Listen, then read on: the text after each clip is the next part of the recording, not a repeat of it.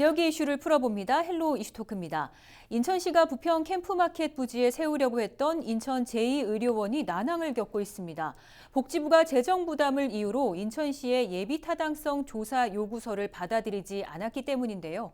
복지부가 검토한 뒤 기획재정부 예비타당성 조사를 신청하게 되는데 복지부에 막혀 예타조사 대상에도 포함되지 못한 겁니다.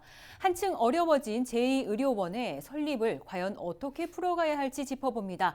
함께할 두 분 유재용 국민의힘 부평갑 당협위원장과 이승욱 한겨레 기자 자리했습니다.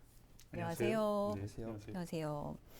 네, 인천 제2의료원 설립이 난항을 겪고 있습니다.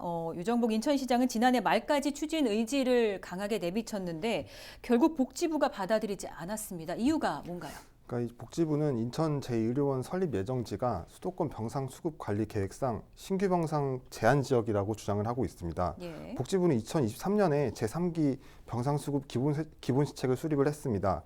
이 과정에서 이제 병상 공급량, 인구 추계, 그리고 재원 일수 등등을 반영을 해가지고 2027년 지역별 병상, 유형별 병상 공급 및 수요량을 예측을 하고 또 각 지역을 이제 공급 제한, 그리고 공급 조정, 그리고 공급 가능 지역으로 구분을 했습니다. 네.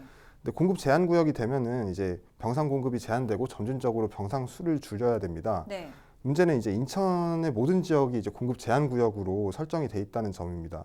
그래서 이런 부분들은 앞으로 이제 제2의료원 설립을 추진해가는 과정에서 계속적으로 악영향을 줄 가능성이 높을 것 같고요. 이와 함께 이제 지방의료원의 만성 적자로 이제 재정 부담이 계속되는 점, 그리고 인천의료원과 제2의료원 예정지가 4.5km밖에 떨어지지 않아서 이제 가깝다는 점도 복지부가 반대하는 이유로 꼽힙니다. 네. 그런데 이 제2인천의료원 어느 정도의 규모인지 궁금한데요. 이렇게 좀 어려움이 많으면 애초 이제 계획보다도 더 미뤄지는 거 아닐까요? 먼저 그 규모에 대해서 좀 말씀을 드리면요. 예. 부평구 상곡동 캠프마켓 일원에 약 4만 회배, 그러니까 평수로는 한 1만 2천 평 부지에 건축 면적이 7만 4천 회배 규모로 지어질 계획이고요. 사업비는 총 3,100억 정도, 그러니까 그래서 국비가 한 920억, 시비가 한 2,100억 정도 이렇게 투입될 예정입니다. 그리고 진료과는 21개로 400병상, 그래서 2026년도에 착공해서 2030년에 준공하겠다는 목표를 가지고 지금 인천시가 추진을 하고 있는 상황입니다. 네. 그런데 이제 인천의료원, 현재 인천의료원도 만성적자에 시달리고 있습니다. 근데 이런 상황에서 제2의료원 설립이 좀 불가하다는 입장인데 그럼에도 불구하고 인천시가 이 제2의료원을 설립하겠다고 하는 데는 또 이유가 있을 것 같아요.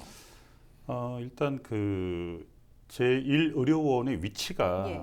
인천 시민이 잘 모르시는 분도 굉장히 많습니다. 네네. 동구 쪽 한쪽에 이렇게 치우쳐져 있고 시민들의 이렇게 접근성 이런 것들을 고려했을 때 적자가 날 수밖에 없는 구조라서 예. 지금 인천 제1의료원의 위치가 상당히 좀 부적합하다 이런 네. 판단에서 제2의료원을 추진을 하고 있고요.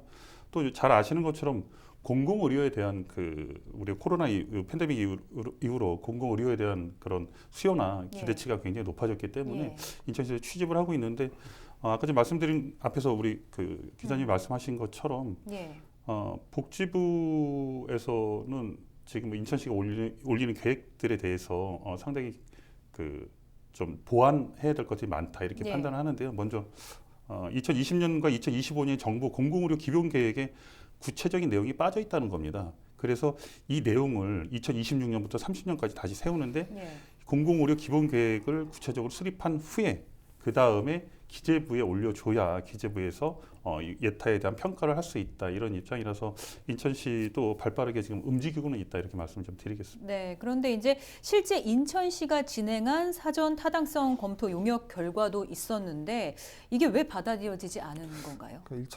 일단 인천시에서 진행했던 사전 타당성 용역에서는 제2의료원을 400병상 규모로 만들 때 비용 대비 편입값이 1.23이 나왔습니다. 이게 보통 경제성을 측정하는 척도로 얘기하고 되고 있는데 1위 이상이면 경제성이 있다라고 보는 편이거든요. 근데 이 결과값에 대해서 보건복지부는 좀 회의적인 것으로 알려졌습니다. 복지부는 이제 인천시가 이 경제성 값을 높이기 위해서 이 편익을 계산하는 요인들을 최대치로 잡고 계산을 한 것이 아니냐라는 식으로 이제 의심을 하고 있다고 합니다. 그런 부분에서 이제 경제성 아무래도 공공의료원의 경우에는 재정 적자가 불가피한 상황이기 때문에 이런 경제성이 높게 나왔다는 부분들을 복지부로서는 받아들이기가 어렵고 이 부분을 설득시키는 과정에서도 좀 어려움을 겪는 것 같습니다. 네, 복지부를 설득하기 어렵다는 얘기인데 이렇게 경제성이 미흡하다면 제2의료원을 설립해야 할 또 이걸 상쇄할 만한 이유가 있어야 될 텐데 지금 현재 의료원과 좀 차이점이 있는 건가요? 지금 제1의료원이나 제2의료원을 똑같은 용도로 사용하기는 굉장히 이제 부적합하다고 보이고요. 예를 들어 제1의료원은 뭐 마약이라든가 알코올 중독 뭐 이렇게 전문 치료할 수 있는 곳으로 바뀐다고 네. 하면 제2 인천의료원에는 그 고령화 사회를 대비해서 치매라든가 정신질환, 근데 만성질환 이런 것들을 특성화 시켜가지고 한번 계획을 잡아보자 네. 이렇게 지금 추진을 하고 있고 이 내용에 대해서는 복지부도 상당히 긍정적으로 평가를 하고 있는 걸로 알고 있습니다. 네. 지난해 인천시가 이제 예타 면제 방안을 또 검토하겠다고까지 이야기를 했는데 이게 어떤 방안이었나요? 아니, 사실 공공의료라는 게 예타, 그러니까 경제성을 찾는다는 것 예. 자체가 사실은 좀 아이러니하긴 한데요. 일단 뭐 공공의료 관련해서 울산하고 광주가 먼저 그 신청을 했다가 예. 그 예타에서 탈락이 됐고 그러다 보니까 이제 3월 5일 날 국회에서 그 국회의원 14분이 그 공공병원 설립 예타 면제 관련 정책 토론회가 있었습니다. 예. 여기에 우리 인천시 공무원들도 참여를 해서 예. 그 내용을 보고 왔는데요. 대전시가 예전에 그 예타 면제로 성공한 사례가 있습니다. 이건 언제 했냐면 2020년도에 국무총리가 주재한 공공의료 체계 강화 방안 그 관계 장관 회의에서 예. 진행이 됐기 때문에 이렇게 예타 면제하는 사례가 있어서 인천시도 이거를 가지고 기대를 좀 하고 있는 그런 상태입니다. 네, 경제성 이야기까지 좀 같이 하고 있는데 이 공공의료원 경제성 이야기가 나올 때마다 함께 주장하는 것이 공공의료 강화입니다. 이를 경제성으로 따져야 할 게 좀 아니라는 입장인데요. 인천의 경우에는 인구당 의료 시설이 이제 다른 지자체에 비해 취약함에도 불구하고 또 공공의료시설 설립에 대해 왜 회의적인가요? 실제로 그 발표한 시민단체들에서 이제 발표한 것이 있는데 2023년도에 그 공공의료 강화와 이제 당시 인천대에서 공공의대 설립 움직임이 있었으니까 이런 것들을 주도했던 범시민 협의회에서 예. 국민의힘 최영희 의원의 자료를 토대로 발표를 한 게 있습니다. 그때 이제 치료 가능 사망률 현황을 보면 2021년 기준에 인천 인구 10만 명당 치료 가능 사망자가 이제 51.49명으로 예. 전국에서 가장 높은 수치를 보였는데 이거는 이 치료 가능 사망률은 이제 효과적으로 치료를 했다면 사망하지 않았을 환자 비율을 뜻하기 때문에 예. 실제로 뭐 공공의료가 많이 취약하다라는 것을 좀 방증하는 수치로 볼 수 있고요. 예. 또 이제 2022년 기준 인천의 의사 수도 인구 10만 명당 257명으로 이제 전국 7대 특광역시 중에 6번째를 기록하기도 했고요. 뭐 이런 것들을 이유로 이제 경제정의 실천 시민연합도 이제 지역 의료 격차 실태 조사에서 뭐 전남과 경북과 함께 이제 인천을 최악의 의료 취약 지역으로 설정하기도 했습니다. 네. 그런데 이제 제2인천의료원의 규모를 보면 21개 진료과에 400병상 정도예요. 그러면 이게 진짜 현재 지금 인천의료원과 이제 규모도 좀 비슷한데 자칫 이제 중복 의료도 있어요. 그래서 역할이 좀 분명한 차이가 있을까요? 그래서 말씀하신 것 아까 네. 이제 위원장님께서 말씀하신 것처럼 인천시가 제시하고 있는 콘셉트는 고령 사회 대응에 이제 치매와 정신질환 등 관리에 집중하는 특화병원으로 운영하겠다라는 예. 컨셉을 갖고 있습니다. 특히 이제 2027년에 노인 인구가 62만 1,815명으로 예. 초고령 사회에 진입할 것이 분명하기 때문에 이제 제2의료원을 통해서 이 치매 환자 돌봄 체계를 구축하겠다라는 게 인천시의 계획이고요. 네. 또 이제 최근 급증하고 있는 정신질환자의 예방 및 치료 그리고 재활 등 통합적인 기반 체계도 마련할 구상입니다. 또 이제 제2의료원의 고령층의 이제 뇌혈관 질환 등 만성 질환에 대한 포괄적인 관리 체계도 갖춘다고 하는데, 다만 이게 계속 그동안 주장해왔던 인천시가 주장해왔던 제2의료원의 컨셉이 다 이런 것들이었어요. 예. 근데 그럼에도 불구하고 복지부에서는 계속 받아들여지지 않았었던 상황이니까 아무래도 이것들에 대해서도 계속 인천시는 보완을 하고 보완하기 위해서 좀 다각도적으로 좀 검토를 하고 있다고 하는데 어떤 컨셉이 나중에 바뀔지 이런 것들은 좀 이 컨셉으로 계속 갈지 아니면 컨셉이 바뀔지는 좀 미지수인 상황입니다. 예, 인천의료원의 이제 역할과 콘셉트에 대해서 짚어봤는데 저희가 말씀. 보완은 할 수 있어도 예. 결과적으로는 예비 타당성 조사를 통과한 의료원은 아마 없을 겁니다. 지금 현재 그 전에 예타라는 제도가 있기 전에 예. 지어진 의료원들은 있을 수 있지만 예비 타당성 조사를 통과해서 지어진 의료원은 예. 경제성을 따지다 보면은 공공의료에 대한 부분하고 상충되기 때문에 굉장히 어렵지 않나. 그래서 이런 점에서는 아까 전에 그 우리 기자님 말씀하신 것처럼 예타를 면제해서 가는 방안으로 가는 게 저는 합리적이고 그런 측면에서 국회에서도 이번에 이제 논의가 됐잖아요. 예. 이제 이런 식의 논의들은 기존에도 있었지만 지금 더 이제 의료 대란 이후로 좀 더 공공 의료에 대한 몫이 커지기 때문에 좀 더 집중해서 우리가 좀 관찰하고 대응해야 되겠다 이렇게 판단합니다. 네, 근데 부평구 주민들 사이에서는 그래도 환영하는 목소리가 상당히 높았는데 그렇다면 인천의료원 설립, 인천시는 어떻게 접근해야 한다고 보십니까? 제가 봐서는 뭐 전체적으로 그 부평 구민들이 예. 그 지역에 사시는 분들이 그 찬반이 좀 있긴 합니다. 다만 거기에 뭐 장례식장 문제라든가 그렇죠. 응급차량 진출입 문제라든가 예. 공공병원이 들어왔을 때 의료질 저하라든가 이제 네. 이런 문제들로 치가가 하락하거나 뭐 이런 우려들도 좀 있고요. 예. 다만 이제 대학병원에게 뭐 민간 위탁을 한다든가 뭐 이럴 경우에 의료질이 높아지고 또 지역의 치가도 상승될 거 아닙니까? 예. 거기에 역세권, 그 다음에 우리 지금 그 캠프마켓하고 삼보급단이 있기 때문에 습세권, 예. 거기에 병세권까지 있다고 하면은 이런 점에서는 지역 주민들이 이제 찬성하고 예. 환영하는 그런 분위기입니다. 네, 알겠습니다. 우려하는 점은 과거 제2의료원 설립 당시 조례와 관련해서 민간시설을 위탁할 수 있다는 문구가 논란이 된 적이 있습니다. 이런 상황이면 인천시가 다시 이제 민영화 카드를 꺼내는 것 아니냐 이런 우려도 있는데 가능성은 좀 어떻게 보십니까? 사실 그 방금 말씀해주신 사례가 이제 이 민간 위탁할 수 있다는 예. 내용이 이제 조례에 담겼을 때 네네. 가능한 시나리오이긴 한데 근데 지금 이 가능성이 굉장히 떨어지는 건 일단 해당 문구가 시에서 해당 문구를 삭제를 해서 이제 시의회에 다시 조례를 올렸거든요. 예. 그래서 그 삭제된 대로 이제 조례가 시의회를 통과를 했습니다. 그래서 현재로서 민간 위탁에 대한 우려하는 부분들은 좀 많이 그렇게 우려할 부분은 아닌 것 같습니다. 예. 당시에 이제 인천시는 인천의료원의 자본금은 시가 전액 현금 또는 현물로 출자한다라는 규정을 삭제를 예, 예. 하고 뭐 보건복지부 장관의 승인을 받아 인천의료원 운영의 전부 또는 일부를 대학병원 등에 위탁할 수 있다 이런 문구들을 이제 조례에 넣으려고 했습니다. 이게 뭐 지방의료원법에 보면 이제 지방의료원의 대학병원 등에 대한 위탁 운영에 관한 사항은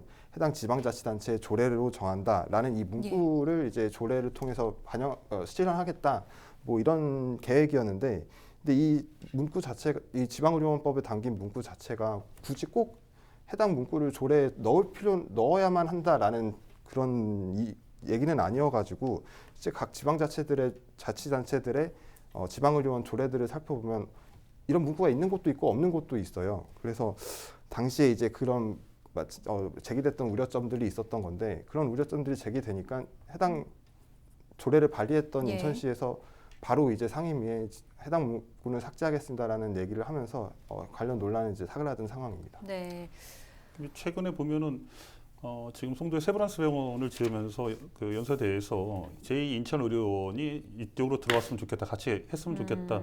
그러니까 삭제됐긴 했지만 이게 다시 넣을 수도 있는 거란 말이죠. 그래서 우리가 그 공공의료의 질을 높이고 그다음에 그 만성적자의 늪에서 좀 빠져나오는 방법 중에 하나로 민간 위탁하는 방법도 사실은 우리가 고민해봐야 될 그 숙제이지 않을까 이렇게 예. 판단해요. 왜 그러냐면 지금 현재 제1인천의료원의 의사 수라든가 지금 다 채우지 못하고 있잖아요. 시설은 다 있음에도 불구하고 의사분들이 안 들어오시니까요. 그러니 민간한테 위탁해서 가는 방법도 우리가 고민을 해야지 네. 이걸 배제하고서 생각할 수는 없다 이렇게 네, 말씀 좀 드리겠습니다. 민영화의 구상까지 좀 살펴보고 있습니다. 많은 의료인들이 공공의료로서의 역할을 주문하고 있습니다. 제1의료원뿐만 아니라 인천의 공공의료시설 도입에 대한 계획들이 총체적으로 어려움에 처한 상황인데요. 특히 감염병 전문병원도 유치를 추진하다가 또 국제 감염병 대응 센터로 변경해서 추진을 하고 있다고 해요. 이유가 뭔가요? 일단 감염병 전문병원이 호남, 충청, 경남, 경북, 수도권 예. 완투 해가지고 총 6개 권역으로 짜가지고 지금 진행을 하고 있는데요. 지금 현재 수도권 1권역은 분당 그 서울대병원이 지정돼 있고 예. 제2 수도권 권역에 강원도가 좀 포함되어 있습니다. 예. 그러면 수도권 제1에 분당 서울대병원이 지정돼 있으니 이게 제2 권역을 설정할 때는 강원도로 갈 확률이 높다는 게 이제 공직과 인천시의 이제 판단이긴 한데. 지금 아까 전에 그 말씀하신 것처럼 국제 감염병 대응 센터라는 건 사실 가칭입니다. 예. 현재 있는 건 아니고 인천시에서 국립 때 그 공항법이 만약에 개정이 된다고 하면 예. 국토부에서 토지를 대고 그다음에 공항공사에서 건축을 하고 요렇게 그 공항법이 개정되면 공항공사에서 이게 종합병원 형식으로 해서 예. 국제감염병 대응 센터를 만들려고 한다. 다만 이게 발의는 돼 있지만 국회에서 통과돼야 되는 난제도 있다. 이렇게 말씀 좀 드리겠습니다. 네, 그렇다면 감염병 전문 병원과 감염병 대응센터 어떤 차이가 있는지도 좀 궁금한데요. 그 말씀해주신 것처럼 네. 감염병 대응센터가 뭐 중앙 정부에 의해서 어떤 용어에 대한 개념이 정립된 게 예. 아닙니다. 인천시가 이제 감염병 전문병원이 되지 않았을 가능성을 상정을 하고 투트랙으로 이제 대안으로서 제시하고 있는 게 이제 감염병 대응센터인데, 일단 감염병 전문병원은 질병관리청에서 이제 권역을 나눠서 설치를 하는 이제 감염병 전문 병원을 말합니다. 여기서 이제 신규 감염병이 발생을 했을 때 컨트롤 타워 역할을 하고 이제 감염병 치료를 전담을 합니다. 예. 그리고 이제 감염병에 대한 교육과 훈련도 진행을 하는 곳이고요.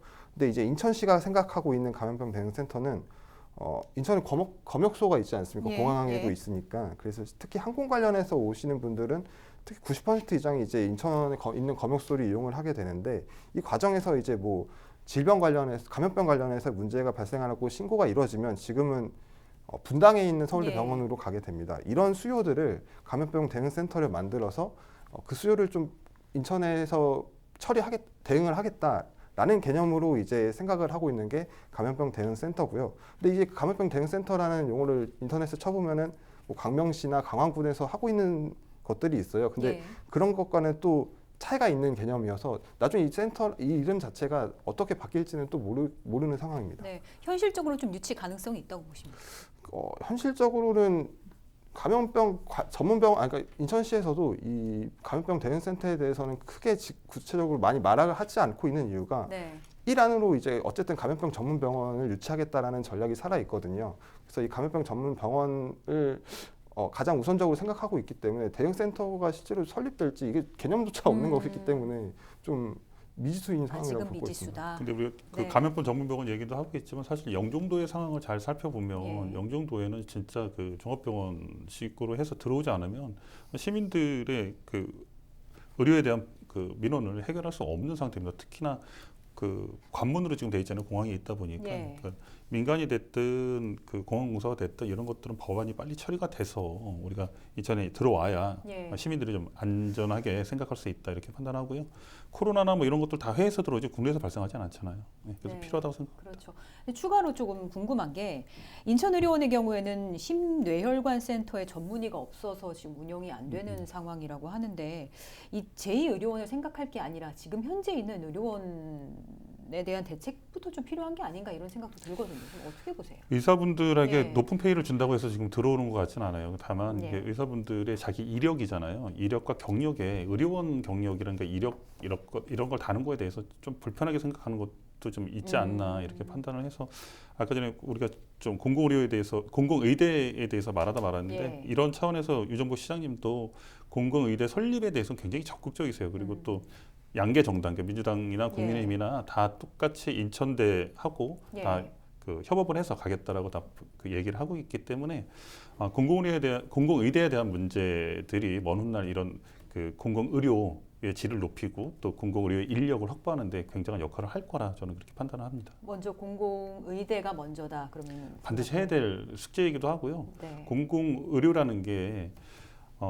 실제 지금 의료대란이 있고 우리가 코로나 시대에 봤잖아요. 공공의료가 얼마나 중요한지 예. 이런 것들이 계속적으로 도래하고 계속적으로 오기 때문에 공공의료에 대한 부분은 우리가 놓치지 말고 가야 되는 부분이다. 이렇게 말씀 좀 드리겠습니다. 네, 알겠습니다. 오늘 두 분 말씀 고맙습니다.